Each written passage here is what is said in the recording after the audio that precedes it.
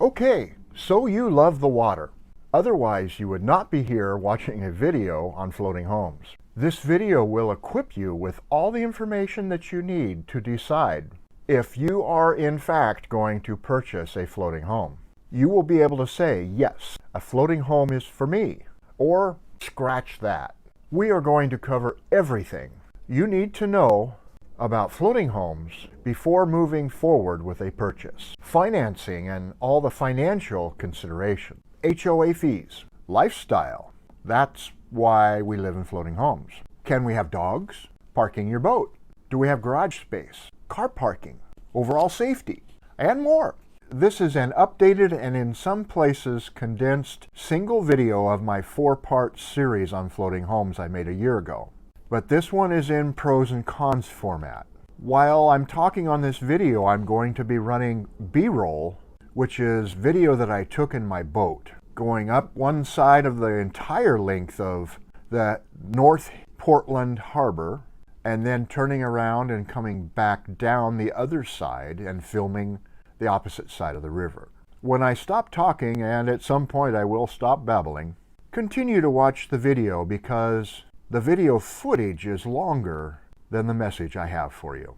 I will point out things in the background video with written messages as the video progresses. And we're going to get after it right now. Hey everyone, this is Joseph Nelson with the Ascend Home Team, brokered by eXp Realty. My YouTube client numbers grow each week, but you have to call me or text me to start a conversation. I'm not clairvoyant and I can't get your contact information after you watch a video. I have no idea who you are. I get video counts, number of views of my video, and that's all the information that I get. So for you to have your own moving experience, you have to contact me. And when you call or text me, you will be coming through to my personal cell phone, not an assistant or buyer's agent. This could change in the future because of the growth I am seeing, but for now, this is the case. Even though my YouTube clients, and this is the bulk of my business, even though my YouTube clients are keeping me busy, I will never be too busy for you. But you have to call or text me. All of my contact information is below each video in the Show More section. Okay, here we go. I'm going to start out with a pro. Floating homes offer the least costly opportunity for waterfront living that exists. Waterfront homes on land start at $1 million and go up into multi-million, and the availability of these is very scarce. You can get a floating home starting at about $250,000. So again, this is absolutely the least expensive way to live on the water. Okay, let's look at a con. Floating homes do cost more if you compare square footage of a floating home with a home on land. The floating home costs more per square foot. Not significantly, but they do cost more. Floating home communities, almost without fail, have HOAs, and these range between $270 a month and $1,200 a month. When you own a floating home where you don't own your slip, the HOA fees are higher because you are renting a slip. When you own a slip, your HOA fees are lower because you're only paying for services and not for the rental of a slip. HOA fees almost without fail cover a wide range of services including water, sewer, garbage, parking lot and dock maintenance, and security. So really a $300 HOA fee is really quite reasonable for the services that it provides. On the other hand, in mortgages where you don't own your own slip, you're not only going to be paying the $300 to $400 a month that slip owners pay, but you're going to be paying rent for your slip in addition to that, and that combination can be $1,200 a month, and that never goes away. Renting a slip in a floating home community is really not much different than renting a space in a mobile home park. You own your home and you rent your space. And just like in a mobile home park, your long-term costs are unpredictable. The owner or management company can raise the rates pretty much as they see fit. Where an HOA as a member, each member gets voting rights, and increased costs are based on really increased costs, and they have to be approved by the membership. If they do not approve the increased cost, then there will be cuts in services. So at least we have control over our long-term costs. Another con, homeowners insurance on floating homes is about double the cost of a home on land. If you live in a $400,000 floating home, your annual premium for homeowners insurance could be $2,000. If you're living in a $400,000 home on land, your annual premium is going to be more like $1,000. Another con, financing floating homes is more difficult than financing a home on land. Floating home loans are not based on government guidelines and are actually exempt from the government programs, the Fannie Mae, Freddie Mac, FHA, all those programs.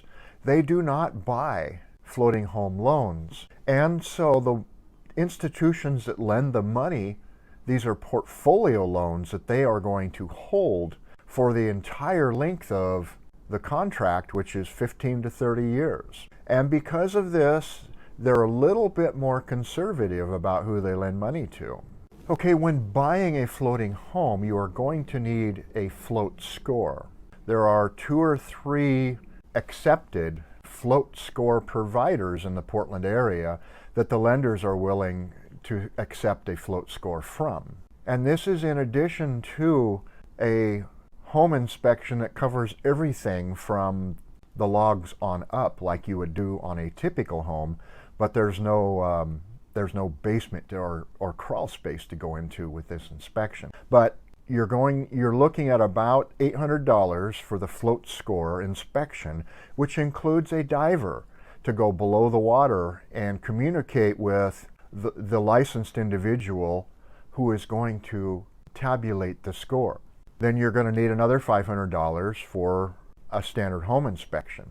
And not all home inspectors do floating homes. This is kind of a niche. We still use logs for the most part as a float system for our floating homes. Some of the newer homes are using concrete that is cast over foam. The logs can last 80 years, but a floating home at the end of its log life, it could cost $80,000 to replace the logs. So be cautious of bargains in floating homes. Only a float score with a diver can give you a definitive idea of how much life is left in the float system. But upon a visual inspection from above the water from me, I can generally say that this home is at the end of its life cycle. I can generally tell if a home is near or at the end of its log life cycle. And in that case, we may consider not an offer on that kind of home because it's going to cost around $1,200 to do the inspections. And if we already know that the log system is at the end of its life, then we know that it's going to take a lot of money to bring it up to speed.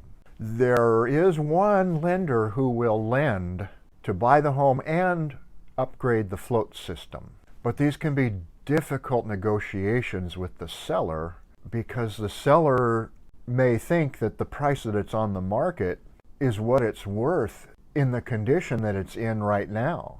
And us coming in saying we've got to spend 80 grand to get the float system up to speed, plus the price that they're asking for the house, and we're saying, nah, it's not worth that. So these can be difficult negotiations to get through. Okay, property taxes. Property taxes, there's no pro or con here. Other than the con is you have to pay some property tax. But the pro is they're the same as homes on land. If you have a $400,000 property on land, you're going to pay 1% approximately per year in property tax, and that would be $4,000. If you have a $400,000 floating home, then 1% of $400,000 is still $4,000 a year. There's no difference. Strictly based on value. Okay, let's cover another pro. The absolutely biggest pro to living in a floating home is the floating home lifestyle. I can think of no better example of lifestyle than living in a floating home. You love the water, or we wouldn't be here. You may not even feel the need to take a vacation because you spend every day in a resort atmosphere. In the past year, this shelter-in-place period that came with COVID, for my wife and I, the shelter-in-place was pretty darn easy. We didn't leave our home a whole lot other than for necessities, but we enjoyed the heck out of the river. Boating, fishing, swimming, endless days on the deck, enjoying God's creation. In our spare time during the pandemic slowdown, we built a greenhouse on our deck. And now we are spending much more time outdoors in the winter when it's raining. We have a heater in the greenhouse, so if it's too cold, we can turn that on. And I would say we probably doubled our time outdoors outside of the house in the last year than any previous year, because we're not having to stare out the windows at rain and wind. No, instead, we venture out into the greenhouse and have a 360-degree view of rain, wind, and water. Another pro, floating home communities tend to be true communities. Much more so than any other community, we all have something in common, and that is the love of the water. And most of us have boats, or at least a paddleboard. We live in a bubble, our own little world. Most floating home communities are gated, the parking lots are gated, so we tend to feel quite safe from the outside world. For instance, we are 7 miles from the epicenter of protests and riots in downtown Portland. Yet we see none of it, something that has marked our city, to the nation and probably to the world, that Portland is a war zone. Well, that's just not the case here. Oh, there was one thing. They had a protest across the interstate bridge on I-5 over the Columbia River, and this stopped traffic. And we did see the stopped traffic, but that's the extent to the experience that we have had here, 7 miles from the epicenter of Portland. Another pro, unless you walk a dog up to the parking lot grassy area, your feet will never touch the dirt. You get out of your car onto blacktop, walk down a ramp to the dock system, and into your home, and your feet never touch the dirt. Another big pro for us is the Christmas ship fleet goes right past the North Portland Harbor floating home communities. It does this about 4 times a year in December. And there are at times 30 to 35 boats, and I'll call most of these yachts, that are decorated with Christmas lights and have music going, and they parade down the moorage at 5 miles an hour and then turn around and come back up, so we get to see them twice and go by. And it is awesome. It's an awesome way to have friends and family over to kind of get people in the Christmas spirit. Okay, a con, if you have dogs, which almost all floating home communities allow dogs. I do know of one which does not. But if you need to walk your dog to relieve itself, you're going to have to walk up to the parking lot and get into the grassy area. You can't just open your sliding glass door and say, Rover, go take care of your business. You're going to have to actually walk that dog up and down on a leash and pick up after it.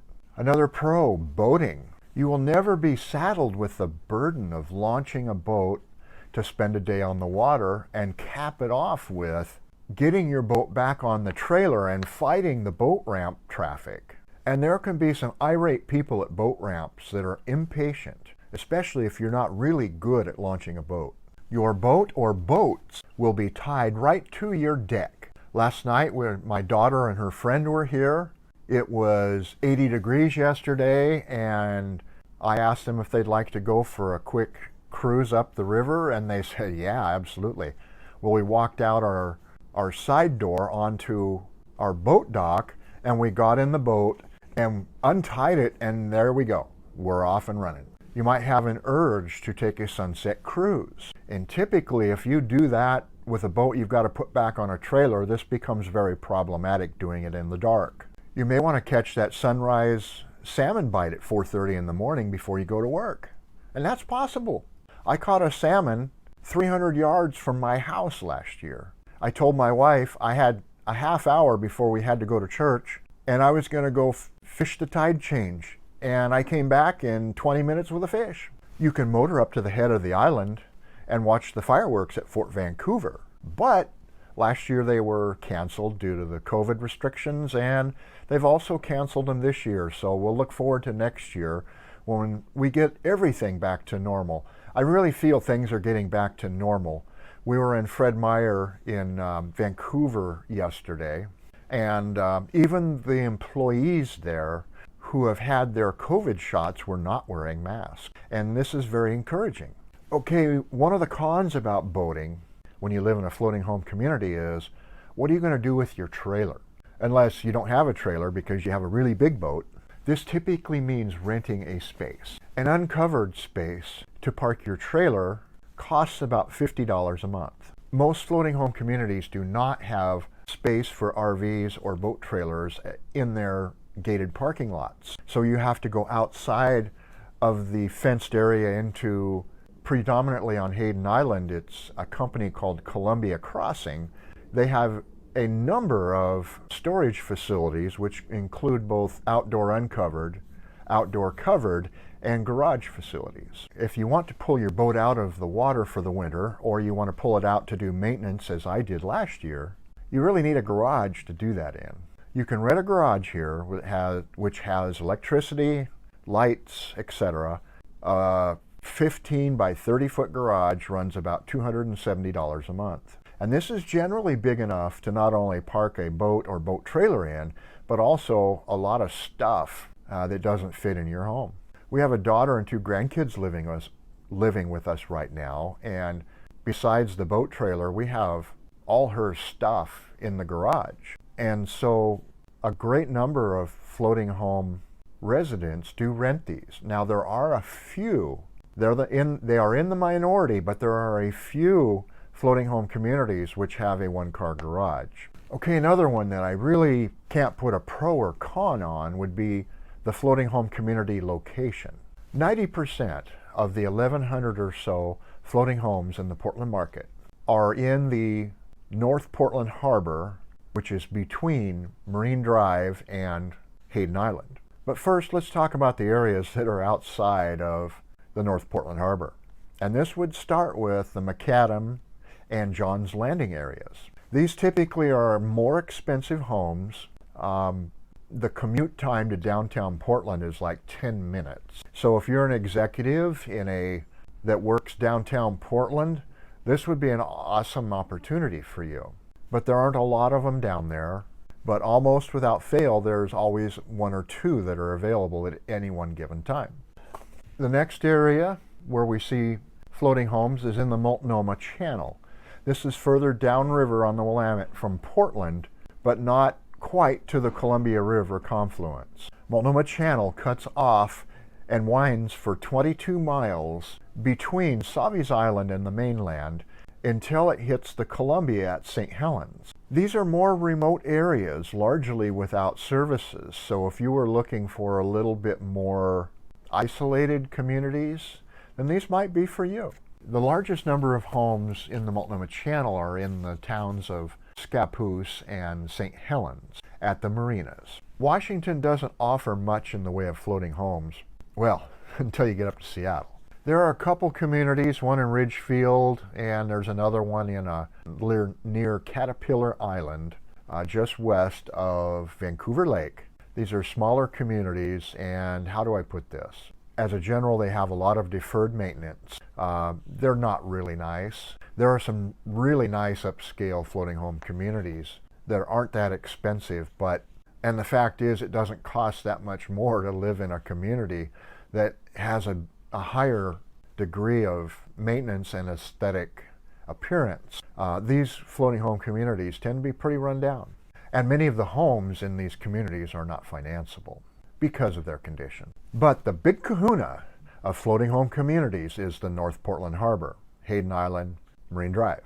If you desire to live in a walkable community in a floating home, then the Jansen Beach Moorage is your choice. This is where I live. You can walk up to the parking lot, go through a gate, and immediately be at the Jantzen Beach Mall just across the street. And 300 yards away is the bus stop for both the city of Portland and the city of Vancouver. They have Target here, West Marine, Burlington Coat Factory, Home Depot, the Home Store, Video Only, Best Buy, some restaurants, Stanford's, Jimmy John's, a pizza shop, AT&T where you can get your phone upgraded. There's pretty much everything here you need, and it's all within walking distance of our house. But this is about the only moorage that I'm going to call walkable in the North Portland Harbor. There are even some condos here. I may never make a video on condos in the Jantzen Beach, Hayden Island area, but there are some really cool condos here that have just a resort feel, and I really feel that this is kind of a hidden gem for the Portland area. But if you're looking for condos, the waterfront on the Washington side in Vancouver really has some really cool stuff. It has a brand new development right downtown on the waterfront. You get across the I-5 bridge on the other side, and there's some other really nice condo units with walking paths along the Columbia that goes for miles, and these are 10-foot wide concrete walking paths with very nice street lights lighting the path, and this is all along the Columbia River. But on Hayden Island, there's some really cool condo units that border some of the moorages, and when you look out your windows towards the moorage, I mean, it looks like a resort area. It's really cool.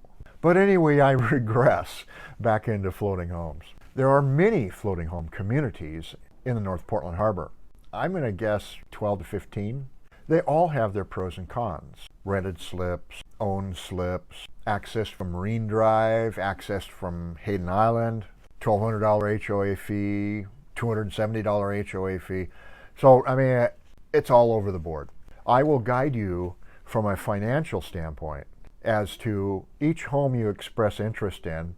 Probably one of the first things I'm going to tell you is what the HOA fee is, but ultimately it's going to be up to you to decide what fits your lifestyle the best. And I am willing to help you explore that. Okay, a con. The inventory on floating homes is way down from when I made my first 4-part series a year ago. Just like all the other homes in the Portland area and almost nationwide, home inventory is really low, and floating homes are no exception. Over a year ago, we had around 95 homes on the market. Right now, we have about 25, so we're down 75% on inventory. And because of that, prices are going up. But don't get discouraged. If this is a lifestyle you want, I can make it happen. You know, supply and demand always dictates what's happening in the market. When supply is low, demand goes up, and prices go up. This is true with everything, not just homes. Look at the toilet paper scares, or just anything. You know, Costco a year ago, you couldn't find any toilet paper, and people were about willing to pay anything to get some toilet paper. I don't see this changing anytime soon. The reality of COVID is that people have decided that they want their own space. They don't want an apartment, and they don't want a condo. They want their own yard that's fenced, that has a deck out back. If they ever have to shelter in place again, they want to do this where they're comfortable, not on the balcony of a 20-story building. Also, companies have found out that they don't need to provide anybody with a cubicle and a desk anymore. They can have them work from home and save that money. And if people are going to work from home, they want to do this from a home that's comfortable, and maybe even do it working on their deck. Interest rates are also playing into this. When interest rates go down, home demand goes up. So we've got kind of a trifecta of reasons why inventory is down and home prices are up. I don't see any of this changing anytime soon. Industry insiders are confident that our interest rates will stay near the level they're at now for the next 12 to 18 months. Okay, enjoy the rest of the video. As I promised, I'm going to stop talking here. And remember, you have to call or text me to start a conversation. And when you call or text me, you are going to get me on my personal cell phone, not an assistant or a buyer's agent. I will never be too busy for you, but you have to call or text. So with that, run the B-roll.